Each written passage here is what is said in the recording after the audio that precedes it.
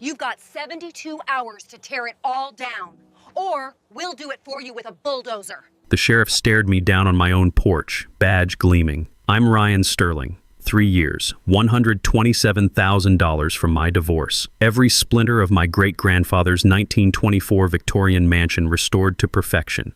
Permits greenlit, inspections flawless, 0 violations. Then HOA tyrant Constance Whitmore declared my eyesore violated the aesthetic. She sicked the county sheriff to force demolition. 3 years of blood, sweat, and my last savings gone in 3 days. Except, while she schemed, I unearthed the original 1924 deed in Grandpa's attic safe. Turns out this entire property, and half her precious neighborhood, was carved out as an exemption from any HOA rules. Forever. She's not just wrong. She's about to lose everything she built her power on. What would you do if they came for your home? Drop your state plus worst HOA nightmare below.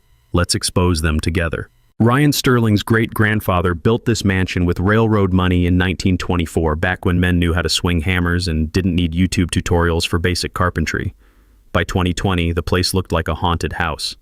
4 years empty after great-grandpa Ezekiel passed, lawyers fighting over every doorknob while paint peeled off turrets and weeds ate the wraparound porch. Ryan would drive by after divorce court, watching his family history rot while his ex-wife got the suburban ranch and half his construction business. $127,000. That's what his 22-year marriage was worth after the lawyers finished feeding. Ryan took every penny and bought out his siblings' shares. His brother called him insane. His sister said midlife crisis. Ryan called it salvation. The smell hit you first, sawdust mixed with linseed oil and a century of family memories baked into the walls. Ryan stripped away decades of bad decisions. Shag carpet over original hardwood, paint slapped over hand-carved wainscoting, drop ceilings hiding ornate plasterwork that belonged in a museum. Every morning, those vintage radiators clanked to life like an old man's joints, filling rooms with the metallic scent of steam heat. But the sound meant the house was breathing again. The original floorboards creaked stories under his work boots, honest wood that had supported 3 generations of Sterling feet, smooth as silk from decades of family footsteps. Ryan researched every detail like an obsessed historian. When Home Depot paint wouldn't cut it, he spent 3 months tracking down historically accurate sage Victorian green at triple the cost. City Inspector Randy Kowalski, Millbrook Heights born and raised, nephew of old Mrs. Ethel who lived 3 houses down, signed off on everything, whistling at the craftsmanship. Haven't seen work like this since my grandfather's day, Ryan. The neighborhood had character back then. Old-timers like Ethel remembered when Millbrook Heights was working families and railroad money before it got subdivided and gentrified. Now it was split between longtime residents who appreciated history and newcomers who saw everything as potential profit. Life was good for exactly 18 months. Then Constance Whitmore slithered into the neighborhood like a designer-dressed real estate vampire. She'd moved from her previous flip house in 2018, bought low, improved it with builder-grade everything, sold for double to some sucker who didn't know particle board from solid oak. White Mercedes, white teeth, white-hot opinions about everyone else's property values. Her real estate license gave her just enough knowledge to be dangerous and just enough commission income to feel superior to Ryan's construction calloused hands. By 2020, she'd sweet-talked her way into the HOA presidency with promises of maintaining standards, which apparently meant destroying anything with actual character. Her campaign slogan might as well have been, "Make Millbrook Heights boring again." Ryan first met the devil on a Tuesday morning, hand-sanding porch spindles that were older than her Botox treatments. Her Mercedes purred into his driveway like a mechanical predator. Leather interior probably worth more than most people's annual salary. "You must be the new owner," she announced, not bothering with introductions. Voice sweet as artificial sweetener. You knew it was fake, but the chemical aftertaste lingered in your brain.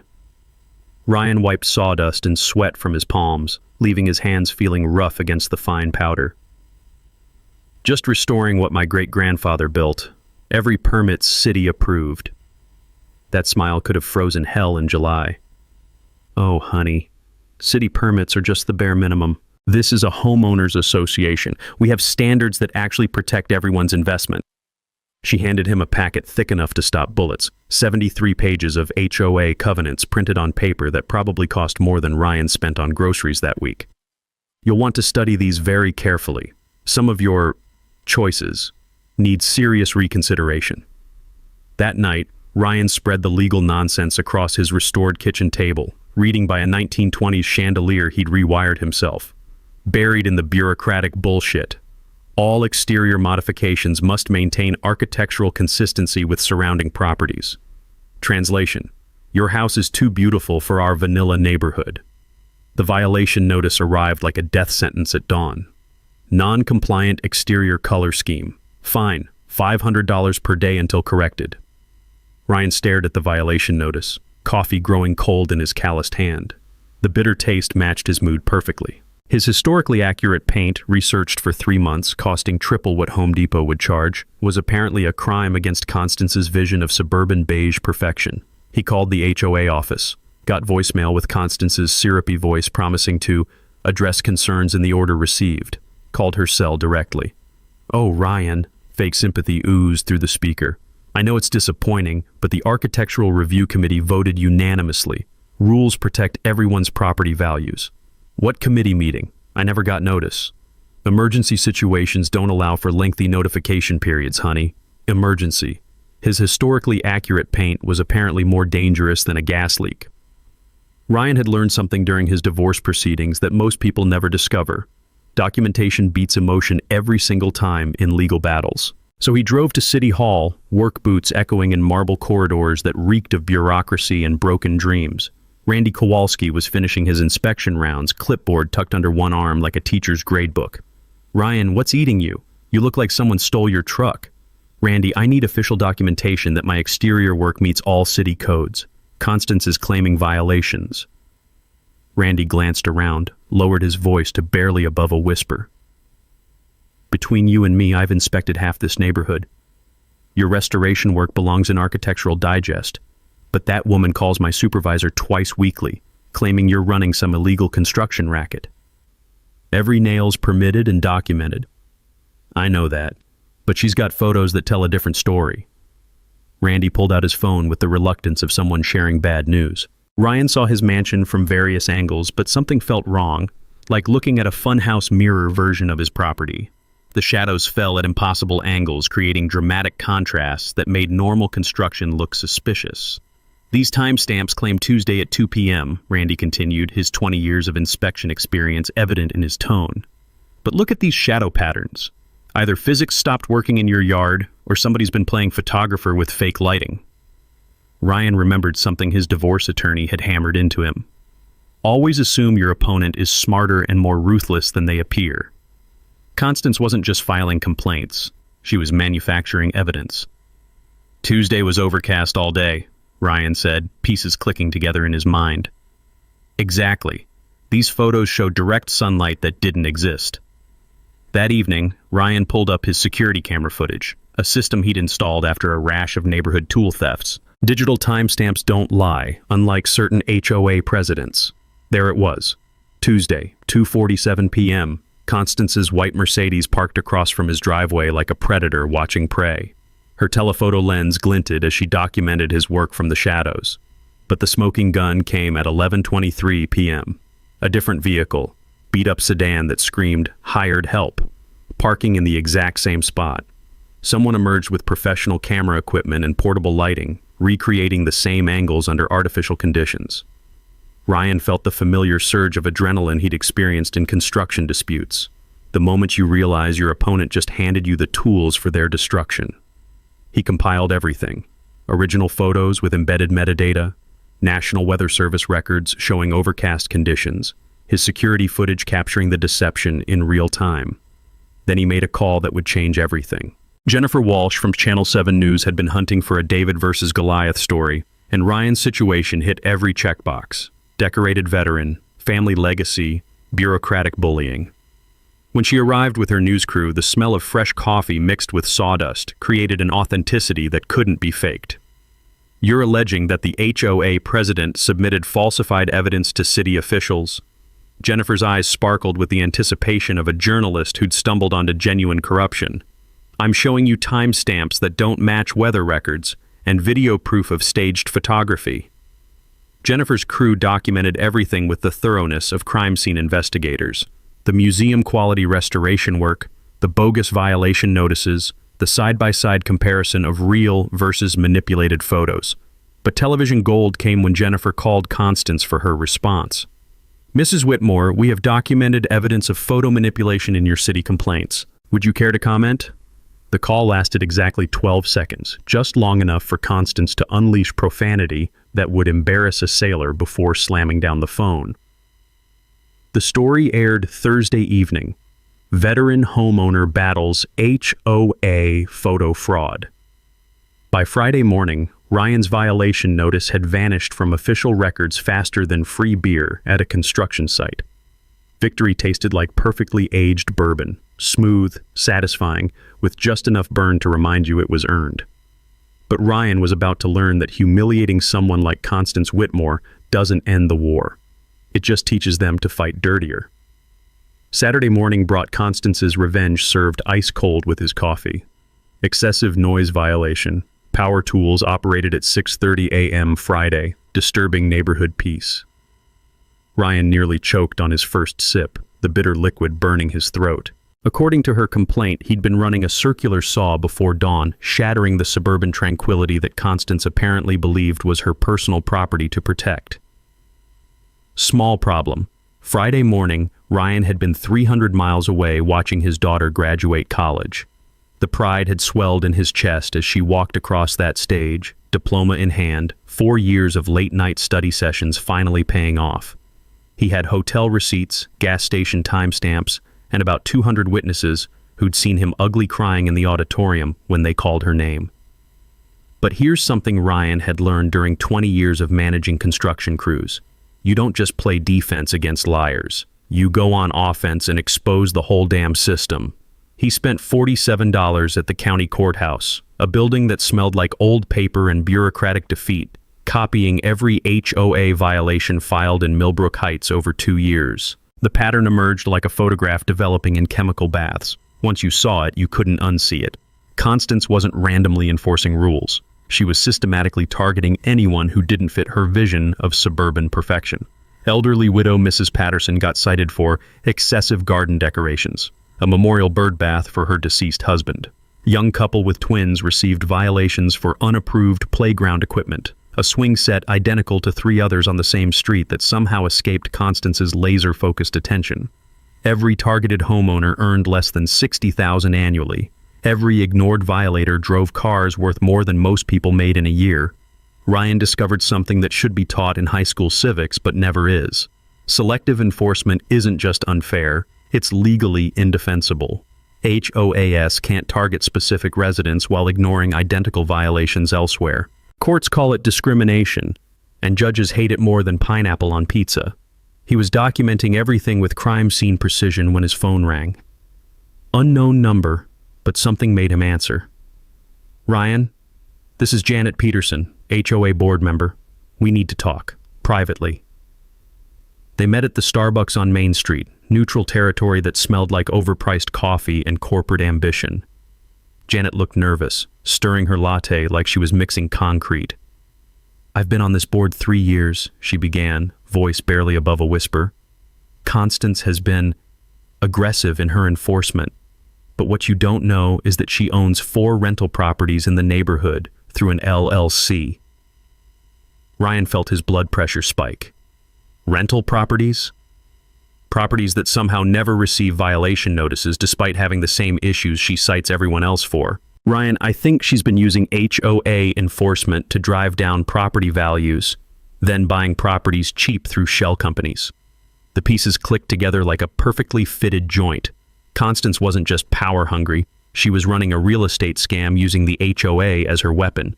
Target working-class homeowners with endless violations and legal fees until they're forced to sell at below-market prices, then swoop in through her investment company and flip them for profit. Do you have proof? Ryan asked. Janet slid a manila folder across the table. Property records, LLC filings, and violation patterns going back 3 years. She's acquired 6 properties this way, always from homeowners she'd been harassing. This was bigger than Ryan versus Constance. This was systematic fraud disguised as suburban governance.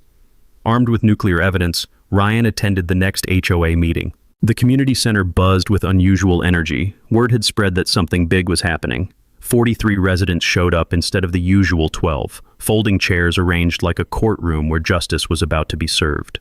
Constance sat at the head table, gavel in hand, surveying her kingdom with the confidence of someone who believed she was untouchable. "Mr. Sterling, I trust you're here to discuss compliance with community standards." "Actually, I'm here to discuss your real estate investment strategy." Ryan spread the evidence across the table like a royal flush in a high-stakes poker game. Property records showing Constance's LLC purchases. Violation patterns targeting only homeowners who later sold at distressed prices. Financial documents revealing her systematic profiteering. For 3 years, you've been weaponizing HOA violations to force residents to sell, then buying their properties through hidden companies at below-market prices. That's not community management. That's organized fraud. The room erupted like a shaken soda bottle. Residents who'd been quietly suffering under Constance's harassment suddenly realized they'd been marks in a con game. The elderly widow who'd sold her house last year for $30,000 below appraisal stood up, shaking with rage. "You destroyed my garden and forced me to sell my home so you could profit?" Constance's face went white as primer paint. For the first time since Ryan had known her, the predator looked like prey. "These are wild accusations without merit," she stammered, but her voice cracked like cheap drywall under pressure. Ryan had exposed more than harassment. He'd uncovered organized real estate fraud. But cornering a criminal doesn't make them surrender. It makes them dangerous. Constance's nuclear option arrived Tuesday morning via process server, wrapped in legal letterhead thick enough to stop bullets. The lawsuit read like a horror novel. Whitmore versus Sterling, nuisance abatement and injunctive relief. Ryan scanned the pages while his coffee turned bitter as his mood. Constance sought immediate court orders, halting all construction, claiming his restoration posed imminent danger to neighborhood safety. She detached sworn affidavits from 3 neighbors, all recent HOA converts, describing his work as creating unbearable noise, dust, and traffic hazards. The punchline? She wanted $50,000 in damages for emotional distress and diminished property values. Emotional distress. From a woman running real estate fraud schemes. Ryan called Sarah Cole, his attorney who specialized in making HOA tyrants soil themselves. Her office smelled like expensive leather and the kind of confidence that comes from destroying bullies in court. "She's desperate," Sarah said, scanning the lawsuit with predatory focus. "But she made a fatal error, filing this personally instead of as HOA president. That opens her entire business operation to legal discovery." Discovery meant Constance would have to reveal everything. Bank records, property deals, private communications, business partnerships. If she was running cons through the HOA, they were about to get front row seats to her entire criminal enterprise. Ryan was hand-sanding dining room crown molding that afternoon, work requiring the precision his great-grandfather would have demanded, when gravel crunched outside. A Channel 7 investigative team van had pulled up behind Jennifer Walsh's sedan. Jennifer knocked, carrying documents thick as a phone book, and wearing the expression of a bloodhound who'd caught a scent. "Ryan, Constance's operation is massive. This goes way beyond harassing you." They spread evidence across his kitchen table, transforming the restored surface into a war room for exposing suburban corruption. Jennifer had traced Constance's pattern across 3 subdivisions over 5 years. Identical playbook everywhere. "Same strategy every time," Jennifer explained, her investigative instincts sharp as a surgeon's blade. "Get elected HOA president, target vulnerable homeowners with manufactured violations, force distressed sales, then acquire properties through shell companies at 30% below market value." The numbers made Ryan's stomach lurch. 37 properties, dozens of destroyed families, over $2 million in profit from systematic fraud, always targeting the defenseless, elderly widows, single mothers, people navigating divorces who couldn't afford prolonged legal warfare. But Jennifer had saved the smoking gun for last. She produced printed emails that made Ryan's hands shake with rage. Found these in the HOA's archived server. Constance strategizing with her business partner, attorney James Jameson, who specializes in what he calls regulatory property acquisition. Ryan read the email dated 6 months earlier, his vision blurring with fury. Sterling property represents ideal acquisition target. Isolated homeowner, significant financial investment at risk, no visible family support network. Standard harassment protocol should force distressed sale within 12 to 18 months. Post-renovation property value suggests 300,000 plus profit potential. Recommend immediate implementation. The metallic taste of pure rage filled his mouth like he'd been chewing copper wire. They'd been planning his destruction for months, treating his family's century-old legacy like livestock to be slaughtered for profit. But as Ryan processed this betrayal, something unexpected happened. His phone buzzed with a text from Randy Kowalski. Emergency. Meet me at City Hall. Now. 20 minutes later, Randy was pacing the courthouse steps like a caged animal, his inspection clipboard forgotten on a bench. Ryan, I fucked up. Bad. What happened? Remember when Constance offered me that consulting job? $5,000 to find violations in your work? Ryan nodded, remembering Randy's earlier confession about the bribery attempt. Well, I recorded that conversation, been sitting on it for weeks, not sure what to do, but this morning she cornered me in the parking lot, said if I testified for you in court, she'd destroy my career, claimed she has connections that could get my inspector's license revoked. Randy's hands shook as he pulled out his phone. But here's what she doesn't know. I've been recording every conversation since that first bribery attempt, including this morning's threat. He played the audio, Constance's voice, crystal clear, threatening to end Randy's career and make sure he never works in this county again if he supported Ryan's case. Ryan felt electricity surge through his veins.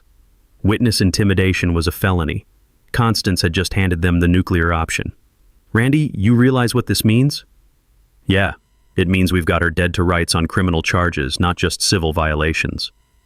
Ryan looked up at the courthouse steps, thinking about justice and family legacy and the sweet taste of victory that was about to get even sweeter. Constance had spent months planning his destruction, but she'd made one critical miscalculation. She'd assumed Ryan Sterling would fight alone. Tomorrow's news story was going to destroy more than Constance's reputation. It was going to expose an organized criminal enterprise that had been masquerading as suburban governance. But first, Ryan needed to make one phone call to someone who could turn witness intimidation into front-page headlines. Ryan spent that night digging through his great-grandfather's papers like a man possessed, the attic floorboards creaking under his knees as decades of dust tickled his throat. The old steamer trunk smelled like mothballs and family secrets, filled with documents that would have been trash to anyone else. But Ezekiel Sterling had been a railroad man, and railroad men documented everything. At 2:17 a.m., his flashlight beam illuminated gold. A manila envelope marked "Property Easements Permanent" in his great-grandfather's meticulous handwriting. Inside, yellowed but legally pristine, lay the original 1924 railroad corridor agreement that had made their property possible. The formal language made Ryan's eyes blur, but one paragraph blazed off the page like a divine revelation. The Sterling family and their heirs are granted perpetual maintenance access to Railroad Corridor Parcel 7B, including absolute rights to restore said corridor to original surveyed condition for drainage, structural integrity, and transportation purposes as deemed necessary. Ryan spread the attached survey map on the dusty attic floor, tracing property lines with a trembling finger that left smudges on century-old ink. The railroad corridor cut a perfect diagonal behind what was now Constance's pristine suburban paradise. Her $80,000 infinity pool, her Italian stone deck, her 3-car garage housing the white Mercedes, half her manicured backyard where she hosted wine and gossip sessions, all of it sitting on Sterling family easement land like squatters in a mansion. His hands shook as he called Sarah at 6 a.m., too electrified to wait for civilized hours. "Sarah, I found the nuclear option." "Ryan, it's barely sunrise. This better be spectacular. Constance built her entire backyard paradise on my family's railroad easement. We have perpetual rights to restore it to original condition." The silence stretched like a held breath before Sarah erupted. "Jesus Christ on a construction crane. Do you understand what you're holding? Tell me." Her pool, deck, garage, $180,000 in luxury improvements sitting on land she never had legal right to use. If we exercise your restoration rights, she loses everything or pays relocation costs that'll bankrupt her. Ryan felt the earth shift beneath his feet. power dynamics flipping like a house of cards in an earthquake. For months, Constance had wielded HOA authority like a medieval warlord. Now he held the deed to her kingdom. "It gets better," Sarah's voice crackled with predatory excitement. "She's been harassing you from illegally occupied land. That's not just trespassing. It's criminal harassment from a position she never legally held. No judge will take her lawsuit seriously." Ryan walked to his bedroom window, survey map clutched in white-knuckled fists, staring across yards toward Constance's house.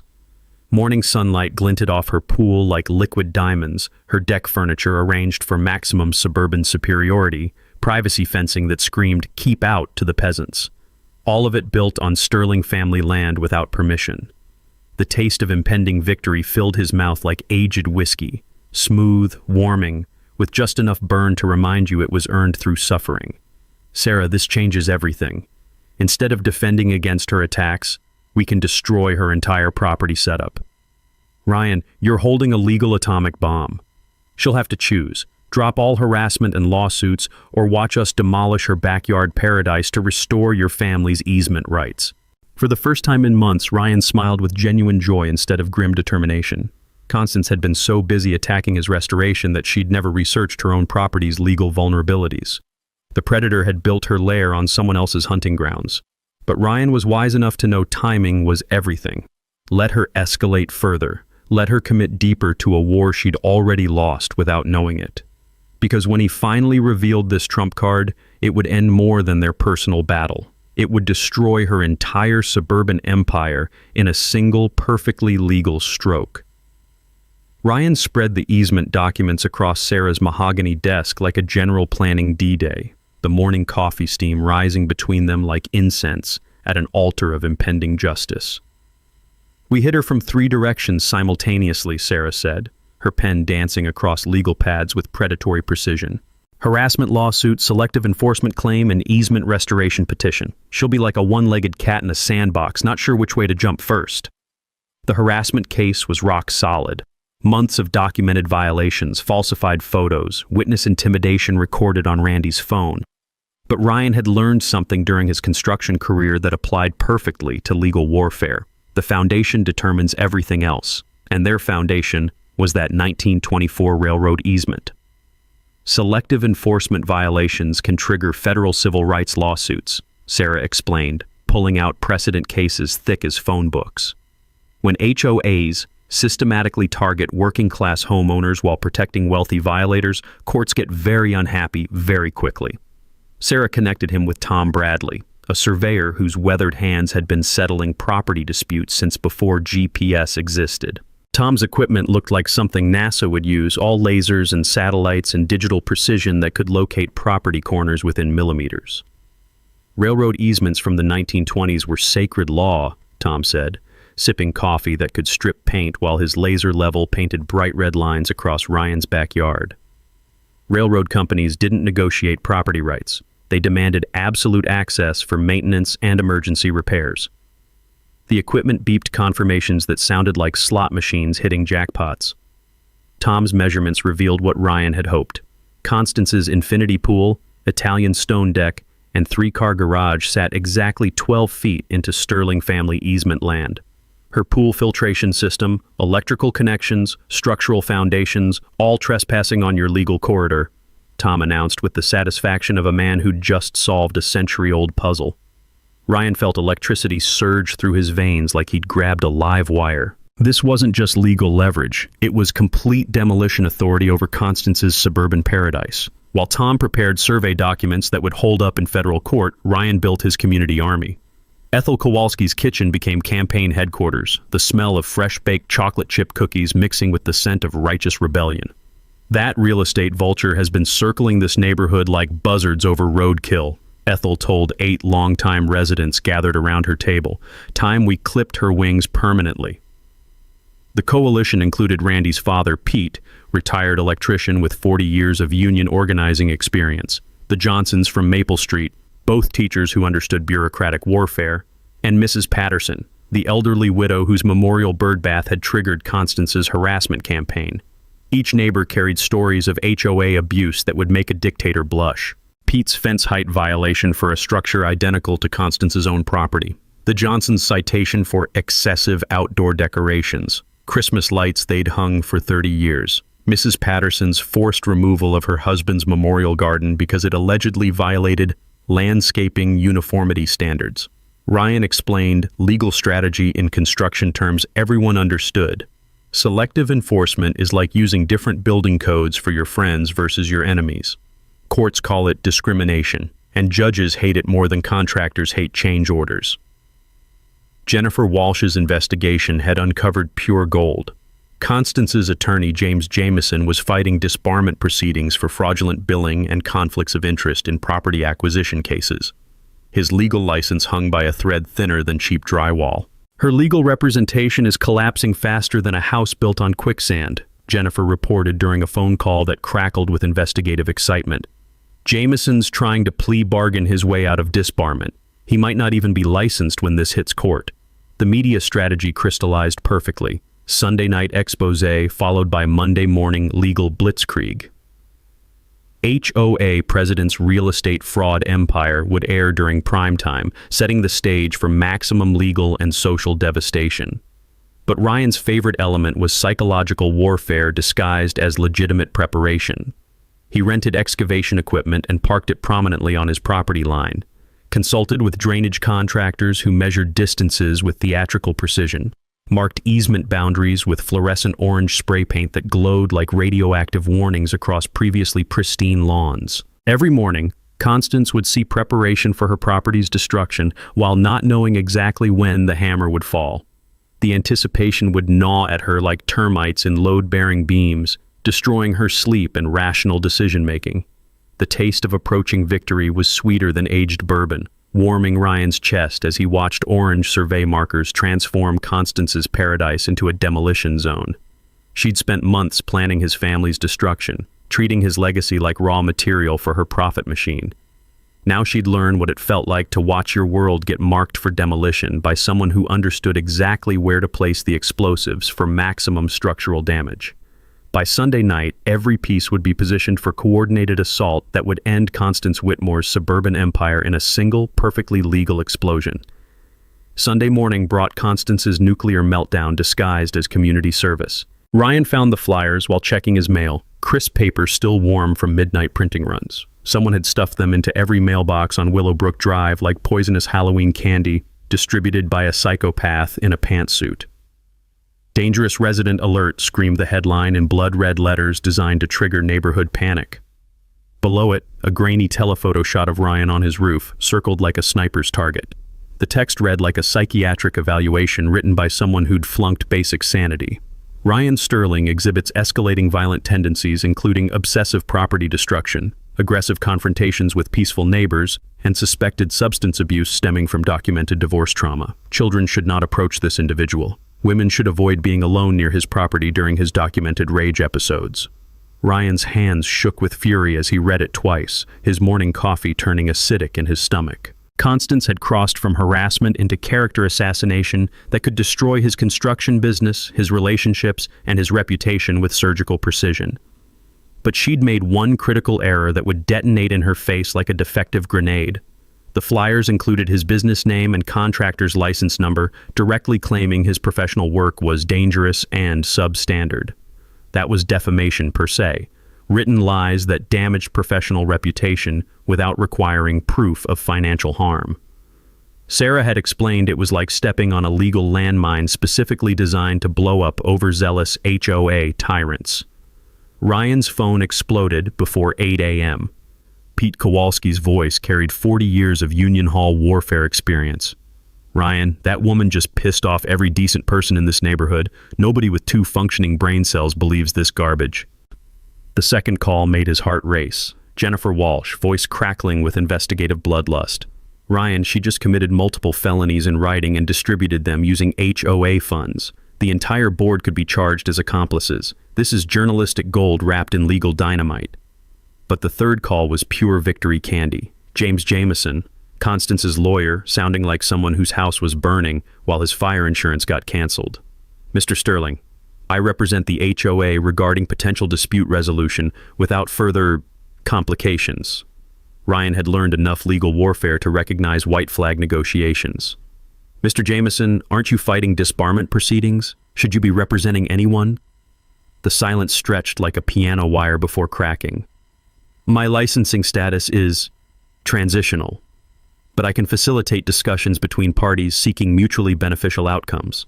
Translation: his legal career was circling the drain faster than water in a busted toilet, and he wanted to cut surrender deals before everything flushed completely.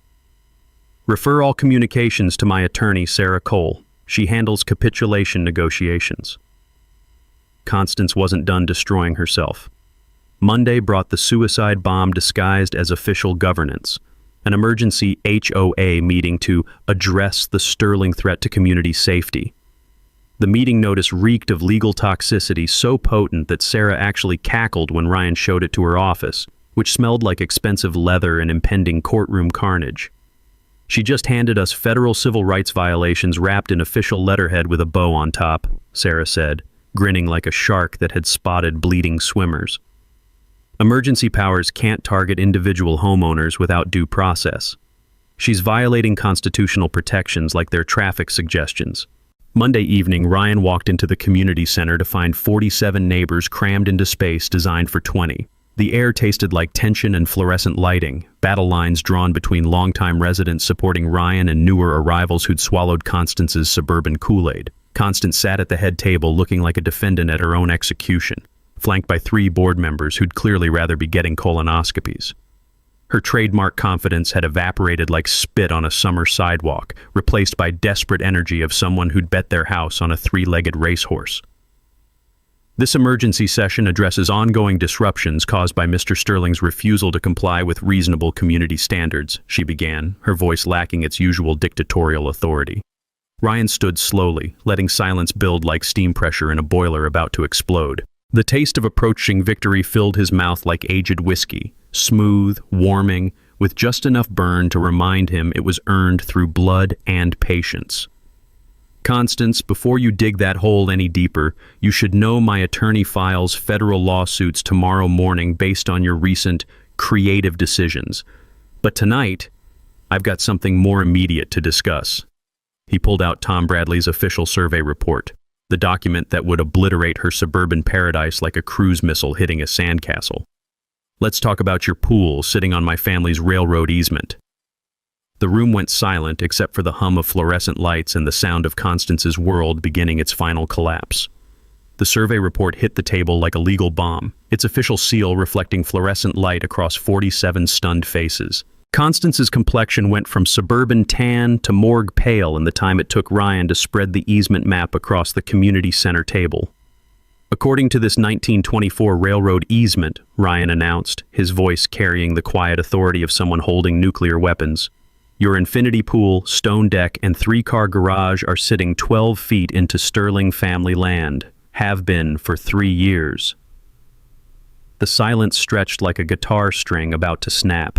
You could hear the fluorescent lights humming their electric death song above the collective intake of breath from neighbors who suddenly understood they were witnessing a public execution. Constance's mouth opened and closed like a fish drowning in air. That's impossible. We had surveys done, professional inspections." "Did you survey for 19th century railroad easements?" Ryan asked, enjoying the taste of victory like fine wine. "Because most people don't. Most people assume property lines are what they seem, but railroad men kept better records than the IRS, and my great-grandfather was very thorough." Board member Janet Peterson leaned forward, studying the survey map with the expression of someone watching a train wreck in slow motion. "Constance, if this is accurate, the HOA could be liable for improvements built on someone else's legal property." "It's not accurate!" Constance shrieked, her composure shattering like cheap drywall under pressure. "This is fabricated evidence, manufactured documents." Ryan pulled out his phone, scrolling to Tom Bradley's contact information. "Would you like to call the surveyor? He's licensed, bonded, and specializes in historical property disputes. Or we could call the county recorder's office. They have the original 1924 filing on microfilm." The trap was closing with mechanical precision, and Constance could feel the walls converging. But instead of surrendering gracefully, she chose the path of desperate people everywhere. Total escalation. "You're all being manipulated. she screamed, standing so fast her chair toppled backward. "This man is mentally unstable.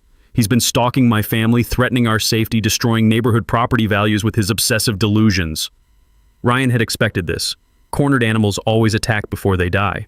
But Constance's meltdown was more spectacular than he'd dared hope, her mask of suburban respectability dissolving in real time like makeup in a thunderstorm.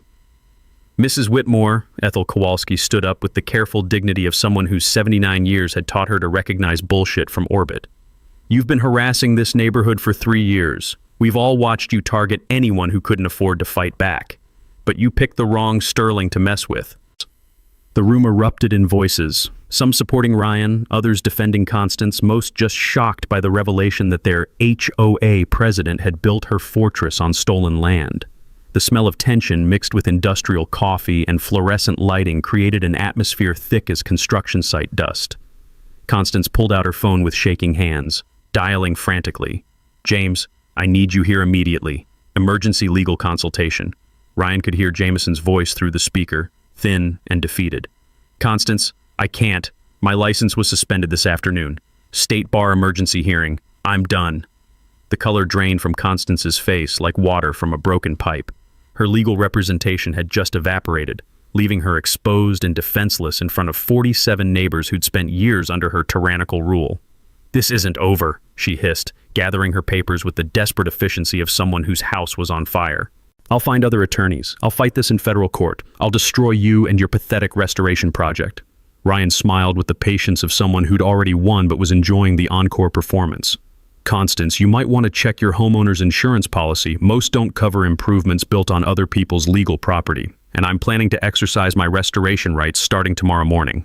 That's when she broke completely. "You can't. That pool cost $80,000. The deck was imported Italian stone. The garage houses my Mercedes. Should have researched property lines before building your suburban Taj Mahal on railroad easement land." Constance looked around the room like a cornered animal seeking escape routes, finding only neighbors who'd spent years suffering under her bureaucratic terrorism. The taste of community justice filled the air like ozone before a thunderstorm. "Fine," she spat, her voice cracking with rage and defeat. "But if you think this ends here, you're stupider than your divorce papers suggested.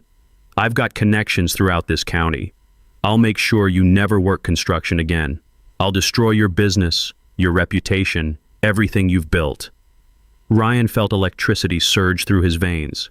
She'd just made criminal threats in front of 47 witnesses, sealing her legal fate with the precision of a master carpenter driving the final nail into a coffin. "Constance, you might want to stop talking. Everything you say is being recorded for tomorrow's federal lawsuit filing." The war was over. She just hadn't realized she'd lost yet.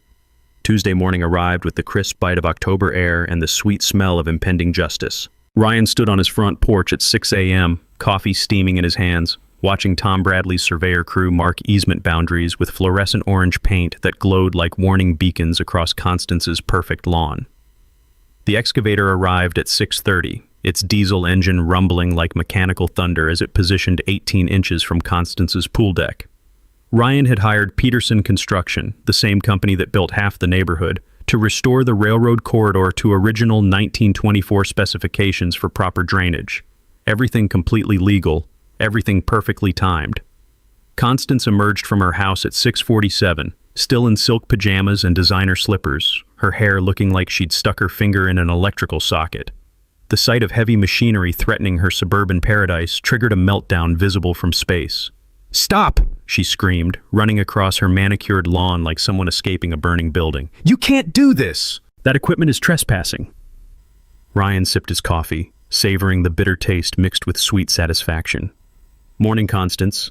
Just exercising my family's legal easement rights. All permits approved by the county." She pulled out her phone, dialing 911 with shaking fingers. "Sheriff's Department? I need immediate assistance. Someone's destroying my property with construction equipment." The deputy arrived within minutes, the same one who'd served Ryan demolition papers just weeks earlier. Deputy Morrison stepped out of his patrol car looking like someone who'd rather be directing traffic than mediating neighborhood wars. "What's the situation here?" Morrison asked, his hand instinctively resting on his radio. "This maniac is trying to destroy my pool," Constance shrieked, pointing at the excavator like she was identifying a murder weapon. Ryan handed Morrison the survey report, easement documentation, and county permits with the calm efficiency of someone who'd prepared for this moment like D-Day.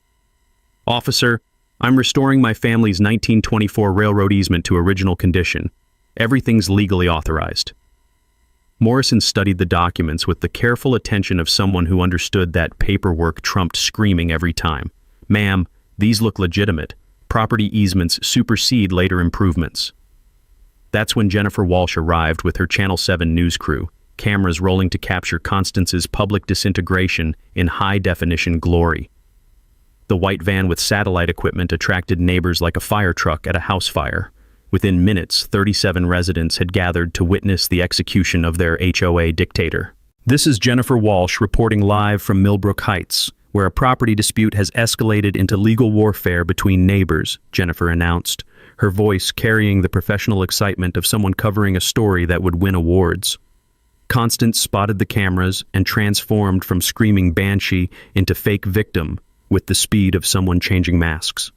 "This man has been terrorizing our peaceful neighborhood for months. He's mentally unstable and dangerous." Ryan felt the familiar surge of adrenaline that came with recognizing the perfect moment to deploy nuclear weapons. He pulled out his phone, scrolling to the audio recordings Randy had made of Constance's bribery attempts and witness intimidation threats. "Jennifer, would you like to hear recordings of Mrs. Whitmore offering bribes to city officials and threatening to destroy careers of anyone who supported my case?" He hit play, and Constance's voice filled the morning air with crystal clarity. "If you testify for Sterling, I'll end your career. I have connections that can revoke your inspector's license permanently." The crowd gasped like witnesses at a magic show where the assistant actually got sawed in half. Constance's face went white as primer paint, realizing her own words had just destroyed her in front of cameras that would broadcast her crimes across the entire metropolitan area. That's taken out of context," she stammered, but her voice lacked conviction, like someone trying to explain away photographic evidence of bank robbery. Deputy Morrison stepped forward, his expression shifting from mediator to law enforcement officer. "Ma'am, I need you to come with me for questioning regarding possible witness intimidation and bribery allegations." "Shh. You can't arrest me. I'm the HOA president. I have rights." "You have the right to remain silent," Morrison replied, reaching for his handcuffs with practiced efficiency. But the crescendo came when Sarah Cole arrived carrying documents thick as phone books and wearing the predatory smile of someone about to deliver legal death blows. "Mrs. Whitmore, you're being served with federal lawsuits for harassment, discrimination, witness intimidation, defamation, and violation of civil rights. Also, the FBI has opened an investigation into your real estate fraud scheme based on evidence we provided yesterday." Constance looked around desperately, seeking escape routes that didn't exist. Allies who'd abandoned ship, legal options that had evaporated like water on hot concrete. The excavator operator, apparently deciding the show was over, fired up his machine and took the first ceremonial bite out of Constance's pool house foundation. The sound of concrete cracking echoed across the neighborhood like thunder announcing the end of a very long, very expensive storm. Justice tasted sweeter than homemade apple pie. 6 months later, Ryan stood on his completed wraparound porch, watching children play on the new community trail that now ran through what used to be Constance's backyard paradise. The morning air carried the scent of fresh paint and newly planted flowers, the smell of a neighborhood healing itself. Constance had fled Millbrook Heights within 30 days of her arrest, selling her house to a cash buyer for 40% below market value. The FBI's investigation had uncovered her real estate fraud network across 3 counties, resulting in federal charges that would keep her busy with lawyers for years. Her HOA presidency had been terminated faster than a construction worker caught stealing tools. The pool and deck were gone, replaced by a walking trail that connected the historic district to the new city park system. Ryan had donated the easement for permanent public use, transforming what had been private luxury into community benefit that would serve generations. "Best decision I ever made," Ryan told Jennifer Walsh during her follow-up interview, the one that won her a regional Emmy for investigative journalism. "My great-grandfather would have loved seeing neighborhood kids playing where that woman tried to build her fortress of suburban snobbery." The new HOA board, elected unanimously by residents who'd experienced Constance's reign of terror, focused on community building rather than enforcement.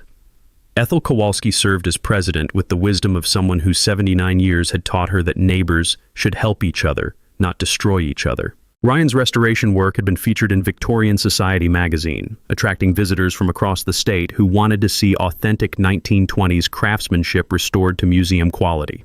The property value had increased 40%, benefiting everyone in the neighborhood except the former residents who'd sold under Constance's pressure campaigns.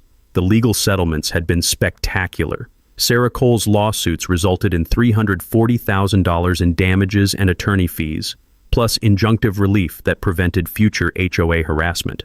The precedent established by Ryan's case had been cited in 17 other HOA abuse cases across the state, creating legal protections for homeowners that would last decades. But Ryan's favorite victory was personal. His relationship with his kids had strengthened through the battle. Both his daughter and son had seen their father fight for something meaningful instead of just working to pay bills. They visited regularly now, proud of the old man who'd refused to surrender his family's legacy to suburban bullies. "Dad, you're like a folk hero," his daughter said during Sunday dinner at the restored mansion, the dining room table surrounded by 3 generations of family and friends. "I showed your story to my college roommates.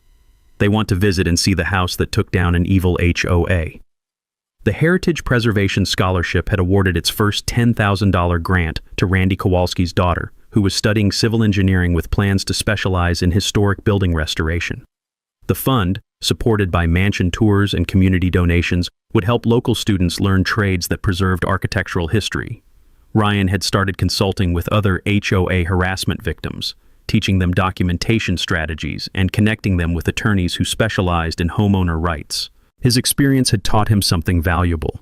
Bullies rely on isolated victims, but organized resistance destroys them more efficiently than heavy machinery.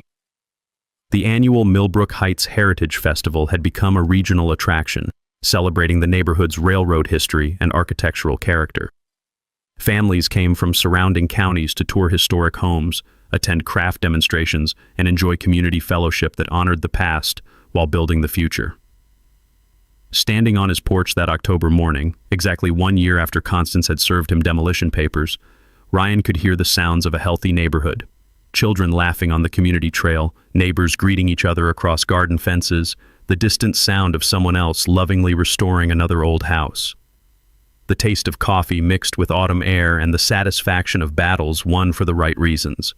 His great-grandfather's mansion stood solid and beautiful, a testament to the idea that some things are worth fighting for, no matter how powerful the opposition seems. Ryan pulled out his phone to record a message for his YouTube channel, which had grown to 47,000 subscribers eager to hear stories about ordinary people defeating corrupt systems.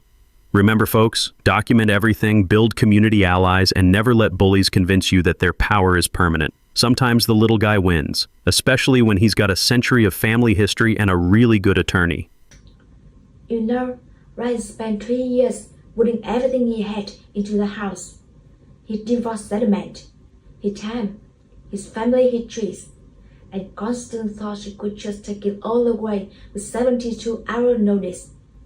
That's $500 a day fine for using the right paint. I mean, when you really think about it, that tells you everything you need to know about how these people operate. They don't care about the rules or community standards. They care about control. The thing is, Ryan had every reason to just give up. Freshly divorced, saving rent, facing legal bill he couldn't afford.